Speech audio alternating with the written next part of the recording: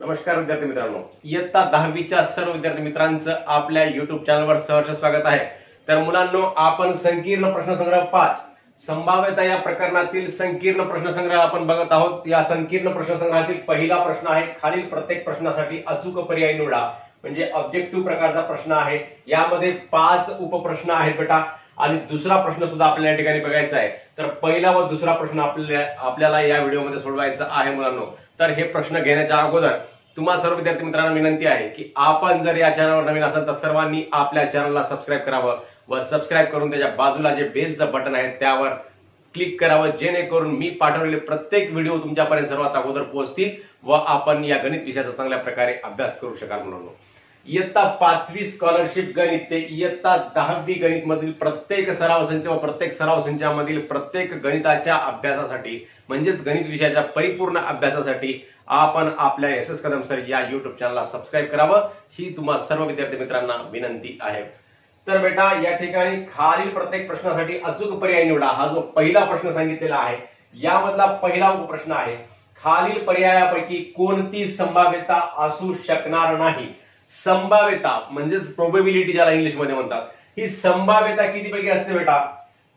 तर टक्केवारीमध्ये जर आपण त्याचा विचार केला तर 100% पैकी समजा आपल्याला एखाद्या परीक्षेमध्ये गुण मिळत असतील तर किती पैकी असते ते टक्केमध्ये म्हणल्यानंतर 100% पैकी 20, 35%, 40%, 70%, 80%, 90%, 95%, 98%, 99% हे म्हणजे किती पैकी असते? 100 पैकी असते। आणि 1 पैकी विचार केला तर 1 या पूर्णांकापैकी विचार केला तर 0.7, 0.8, 9, 0.95 अशा प्रकारे 1 पूर्णांकापैकी, आणि अपूर्णांकामध्ये विचार केला तर 2/3 म्हणजेच ज्याची टक्केवारी 1 याचा ज्या अपूर्णांकाचं रूपांतर दशांश अपूर्णांकामध्ये केल्यानंतर 1 पूर्णांकापेक्षा लहान येते, अशा प्रकारच्या सर्व संभाव्यता असतात।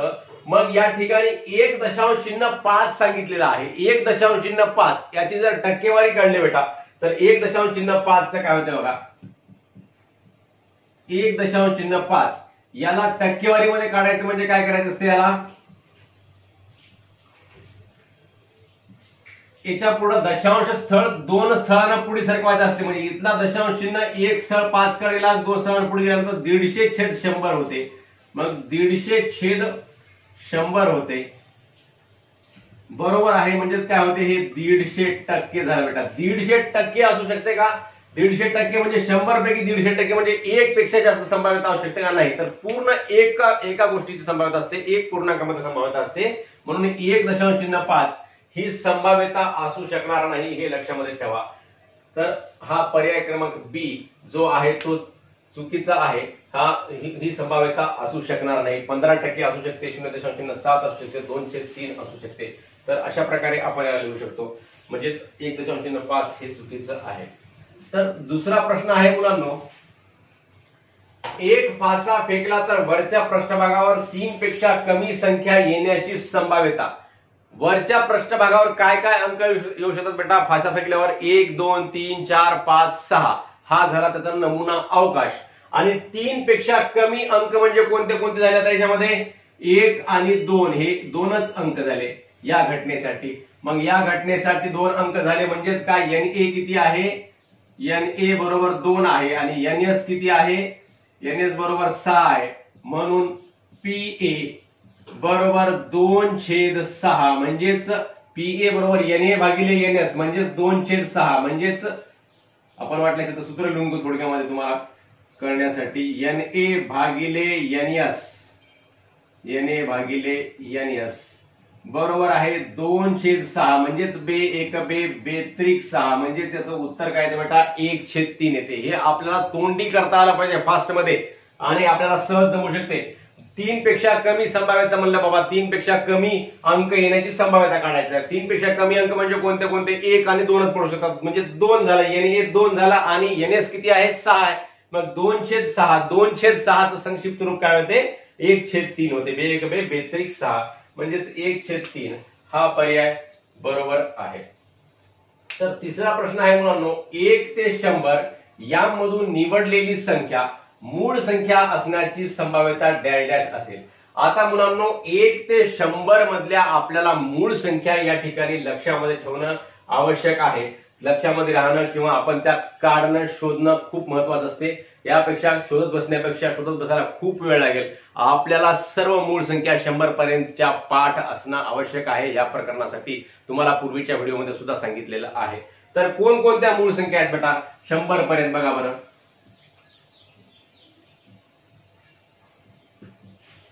मूळ संख्या बरोबर आहे.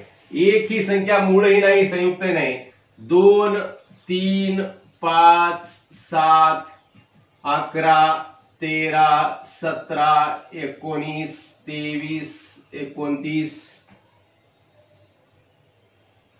31, 37, 41, 43, 47, 53, 59, 61, 67, 71, 73, 79, 83, 89 आणि 97. मोजा बरं बेटा. 1, 2, 3, 4, 5, 6, 7, 8, 9, 10, 9, 10, 11, 12, 13, 14, 15, 16, 17, 18, 19, 20, 21, 22, 23, 24, 25 बरोबर 25 संख्या. मग आता 100 पर्यंतच्या मूळ संख्या हे आहेत बेटा. लक्षामध्ये ठेवायचं. पटपट आपल्याला असं लिहिता आलं पाहिजे. 100 पर्यंतच्या मूळ संख्या 50 पर्यंतच्या म्हणलं तरी 50 पर्यंतच्या लिहिता आल्या पाहिजे. आणि 1 ते 50 ते 100 म्हणलं तरी 50 ते 100 पर्यंतच्या लिहिता आलं पाहिजे. कोणताही प्रश्न कशाही प्रकारचा विचारला जाऊ शकतो. म्हणून आपल्याला ह्या सर्व संख्या लक्षामध्ये ठेवणं आवश्यक आहे. मूळ संख्या म्हणजे काय? ज्या संख्येला एक व तीच संख्या सोडून इतर कोणत्याही संख्येने भाग जात नसेल तर ती संख्या मूळ संख्या असते. म्हणजे या सर्व संख्यांना बघा तुम्ही, इतर कोणत्या तरी संख्येने भाग जातो का? इतर कोणत्या संख्यांच्या पाड्यामध्ये या संख्या येतात का? तर येत नाहीत. म्हणजे या सर्व संख्या कशा आहेत बेटा? मूळ संख्या आहेत. मग ह्या किती आहेत? 25 आहेत. मग 1 ते 100 मध्ये एकूण अंक किती आहेत? म्हणजेच नंबर ऑफ सॅम्पल स्पेस किती आहे? 100 आहे. 1 ते 100. मग 100 नंबर ऑफ सॅम्पल स्पेस आहे. आणि या घटनेसाठी मूळ संख्या असणे 100 पैकी या घटनेसाठीचा नमुना अवकाश NA किती आहे? 25 आहे. म्हणजेच NA भागिले NS केलं तर काय होते? 25/100. म्हणजेच 25 ला 100 न भागलं तर 25 एका 25 आणि 25 चौक 100 म्हणजेच 1/4. हा या घटनेची संभाव्यता आहे 1/4. म्हणजे प्रत्येक 4 अंकापैकी एक अंक काय आहे? मूळ संख्या आहे बेटा. असा याचा अर्थ होतो. तर चौथा प्रश्न आहे.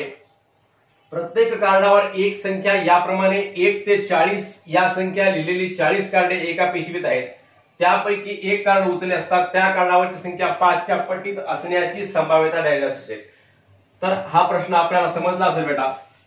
म्हणून मी मिटवतो या ठिकाणी.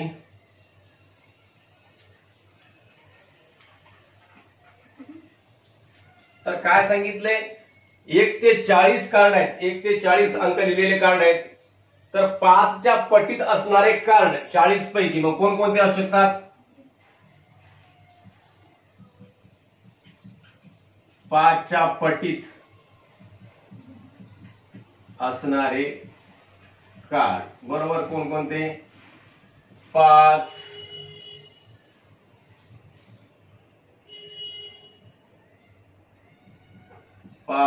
10, 15, 20, 25, 30, 35 आणि 40. म्हणजे number of sample space for event याला ए घटना देऊयात वाटल्यास. फॉर इव्हेंट ए म्हणजे 1, 2, 3, 4, 5, 6, 7, 8 आहेत. म्हणजेच 40 पर्यंतच्या संख्येमध्ये 5च्या पटीत असणारे कार्ड किती आहेत? किती संख्या आहेत त्या कार्डची? 8 आहे. आणि एकूण कार्ड किती आहेत? NS किती आहे? 40 आहे. म्हणून PA बरोबर आहे 8/40. म्हणजेच NA भागिले NS असं जर केलं तर 8/40 येते. म्हणजे त्याचं संक्षिप्त रूप काय येते? 8 × 8 आणि 8 40. म्हणजे याचं उत्तर काय आलं? 1/5 हे उत्तर आलेलं आहे बेटा. मग याला 1/5 ला आपण राईट करायचं. तर शेवटचा प्रश्न आहे. जर NA बरोबर 2, PA बरोबर 1/5 तर NS बरोबर किती? तर आपलं जे सूत्र आहे ते आपल्या सर्वांना माहीतच आहे. PA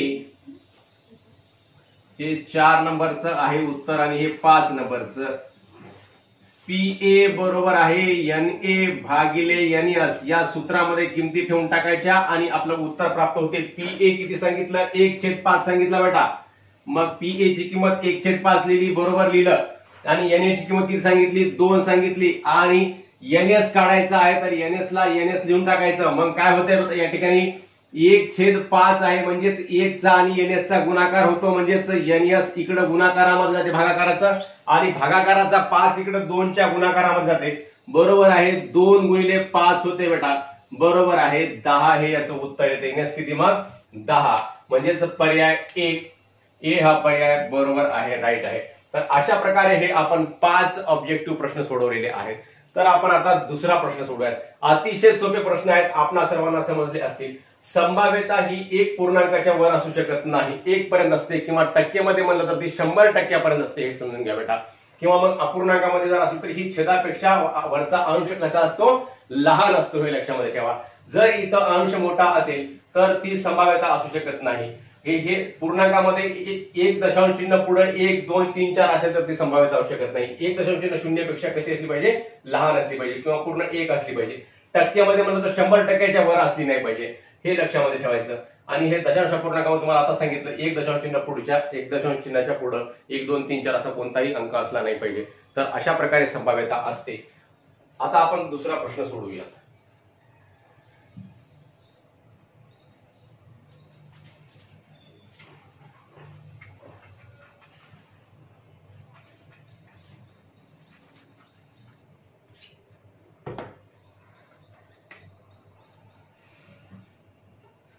काय सांगितलं मुलांना दुसऱ्या प्रश्नामध्ये? बघा बरं. बास्केटबॉल खेळाडू जॉन, वसीम व आकाश एका ठराविक जागेवरून बास्केटबॉलमध्ये बॉल टाकण्याचा सराव करत होते. बास्केटबॉलमध्ये बॉल पडण्याची जॉनची संभाव्यता 4/5, वसीमची 0.83 व आकाशची 58% आहे. तर कोणाची संभाव्यता सर्वात जास्त आहे? तर बेटा काय करायचंय? एकतर या 4/5 चं रूपांतर आपण हे दशांश अपूर्णांकामध्ये करू शकतो, किंवा मग टक्केवारीमध्ये करू शकतो. याचे रूपांतर आपल्याला टक्केवारीमध्ये करावं लागेल, किंवा मग दशांश अपूर्णांकामध्ये या टक्केवारीचं रूपांतर करायचं आणि याचंही रूपांतर करायचं. कोणत्याही प्रकारे करता येते, दोन्ही प्रकारे आपल्याला हे गणित सोडवता येते. मग आपण सर्वात सोपं जे आहे ते आपण टक्केवारीमध्ये रूपांतर करू. तुम्हाला आताच जसं सांगितलं, टक्के म्हणजे 100%च्या वर आपली संभाव्यता असू शकत नाही, 100%पर्यंत टक्क्यामध्ये असते. आणि दशांश अपूर्णांकापर्यंत म्हणलं तर 1 पूर्णांकापर्यंत म्हणजे 1 दशांश चिन्ह 0 पर्यंत आपली संभाव्यता असू शकते. मग याचं रूपांतर आपल्याला टक्केवारीमध्ये करूयात. जॉनची संभाव्यता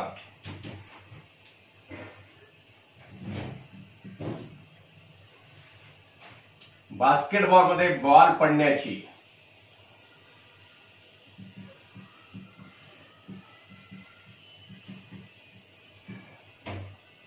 बास्केटमध्ये बॉल पडण्याची संभाव्यता, बास्केटमध्ये बॉल पडण्याची, बास्केटमध्ये बॉल पडण्याची आता प्रत्येकाची संभाव्यता लिहू आपण. जॉनची संभाव्यता जे अपूर्णांकामध्ये, व्यावहारिक अपूर्णांकामध्ये दिलेलं आहे, त्याला आपल्याला टक्केवारीमध्ये रूपांतर करायचं. म्हणजे कसं करायचं? टक्केवारीमध्ये करताना त्याचं छेद जो आहे, त्या अपूर्णांकाचा छेद कसा आला पाहिजे? 100 आला पाहिजे. 100 छेद आला म्हणजे त्याचं टक्केमध्ये आपल्याला रूपांतर करता येते. म्हणजेच 4/5. आता छेद 100 येण्यासाठी या 5 ला कितीने गुणावं लागेल मुलांनो? 20/5 100 होतात. म्हणजेच या 5 ला 20 न गुणावं लागते. मग 5 ला 20 न गुणलं तर 4 ला सुद्धा 20 न गुणावं लागते. म्हणजे 4 गुणिले 20 छेद 5 गुणिले 20, म्हणजेच 20 चोक 80 छेद 20/5 100. बरोबर आहे. किती टक्के झाला मग हे? जॉनची संभाव्यता किती टक्के झाली? 80% झाली. 4/5 म्हणजे त्याचं रूपांतर टक्केवारीमध्ये केलं तर किती झालं बेटा? 80% झालेला आहे. मग आता वसीमची संभाव्यता काढूयात. वसीमची संभाव्यता,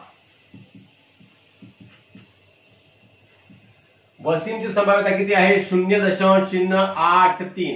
मग दशांश चिन्ह 83 असं जेव्हा असते बेटा, हे दशांश नसल्यासारखं त्याला लिहून घ्यायचं. म्हणजे हे दशांश चिन्ह नसल्यासारखं लिहायचं, म्हणजे इथं 83 लिहून टाकलं आपण. आणि हे किती स्थळानंतर दशांश चिन्ह होतं हे उजवीकडून डावीकडे मोजत यायचं बेटा. एक स्थळ दोन स्थळ म्हणजे दोन स्थळानंतर दशांश चिन्ह आहे. मग दोन स्थळानंतर दशांश चिन्ह असेल तर याच्या खाली जो इथं छेदामध्ये काही नाही म्हणजे एक असतो बेटा. मग एकच्या पुढं इथं दोन स्थळानंतर दशांश चिन्ह आहे म्हणून या एकच्या पुढं 2 शून्य लागतात बेटा. म्हणजेच हे काय होते 0.8 रूपांतर 83/100 मध्ये होते. म्हणजे इथला दशांश स्थळ एक स्थळ दोन स्थळ पुढे सरकला. मग दशांश स्थळ पुढे सरकल्यानंतर म्हणजेच कसा पुढे सरकतो तर त्या 0.83 ला 100 न गुणल्यानंतर पुढे सरकतो. म्हणजे 100 न गुणलं तर 10 न गुणल्याने इथं आला, 100 न गुणल्याने इथं आला म्हणजे 83 झालं. आणि 100 न फक्त अंशाला गुणता येईल का बेटा तर गुणता येणार नाही. मग 100 न छेदाला गुणलं तर इथं छेदामध्ये 100 येतं बेटा. असं समजून घ्या. हे पूर्ण तुम्हाला बारकाईने समजलं, तुम्हाला प्रत्येक उदाहरण करता येईल म्हणून तुम्हाला मी सांगत आहे एवढं बारकाईनं, म्हणजे जेणेकरून सर्वसामान्य विद्यार्थ्याला प्रत्येक विद्यार्थ्याला हे समजावं. म्हणजे 0.83 रूपांतर 83 मध्ये झालं तर खाली छेदामध्ये 100 येतो. दोन स्थळ दशांश पुढे सरकला तर इथे एकच्या पुढे 2 शून्य वाढतात. म्हणजेच भागाकार दशांश पूर्णांकाचं रूपांतर या व्यवहारी अपूर्णांकामध्ये करताना जेवढ्या स्थळानं दशांश चिन्ह पुढे सरकला तेवढ्याच त्या एकच्या पुढे खाली छेदामध्ये शून्य लागत असतात. मग 83/100 म्हणजेच किती टक्के झालं बेटा हे 83% झालं. आणि आकाशची संभाव्यता तर टक्केवारीमध्ये दिलेलीच आहे. आकाशची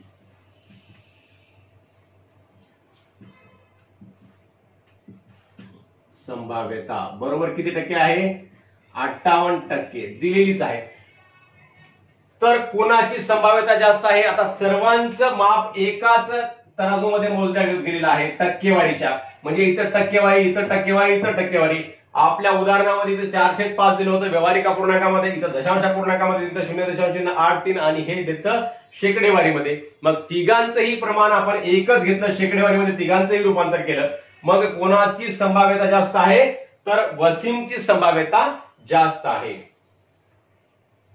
म्हणून बास्केटमध्ये बॉल पडण्याची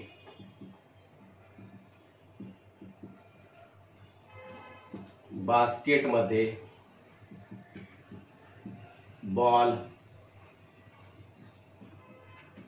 पडण्याची वसीमची